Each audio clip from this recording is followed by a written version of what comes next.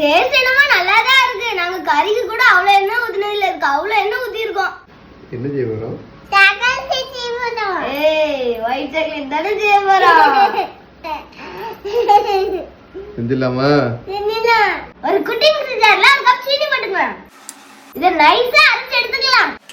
நம்ம எந்த கப்ல சீனி எடுத்தோமோ அதே கப்புக்கு 3 கப் பால் பவுடர் எடுத்துக்கலாம். என்ன செய்றீங்க? நான் கவர் ஜூஸ் ஆக்குக்கு. லூசாவா இருக்கு. டைட் வச்சிரு. சின்ன மிக்ஸி ஜார் பத்தோன்னு நினைச்சேன், பத்தல. பெரிய மிக்ஸி ஜார்ல போட்டுக்கிடுவோம். ஃபர்ஸ்ட் டைம் செய்யறோம்ல, அளவு தெரியல கொஞ்சம். அதே கப்ல 4 கப் தேங்காய் ஊத்திக்கிடுவோம். 2 சொட்டு வெண்ணிலா எசன்ஸ் ஊத்திக்கலாம். நல்லா ஒரு 10 நிமிஷத்துக்கு அரைச்சு எடுத்துக்கிடுவோம். தேங்காய் எண்ணெய் ரேட்டு கூடன்னு 3 கப்பு தான் ஊத்துனோம். பார்த்தா ரொம்ப கெட்டியாயிடுச்சு. இன்னொரு கப்பு தேங்காய் எண்ணெய் ஊத்திக்கிடுவோம். ஒரு 5 நிமிஷம் அப்படியே இருக்கட்டும். இப்போ இந்த சாக்லேட் மாட்டுல ஊத்திக்கலாம்.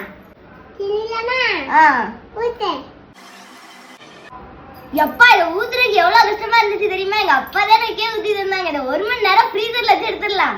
அக்காவும் பேச விடுறா முட்டை முண்டையா, காதல் ஓடிக்கிட்டு இருக்கா.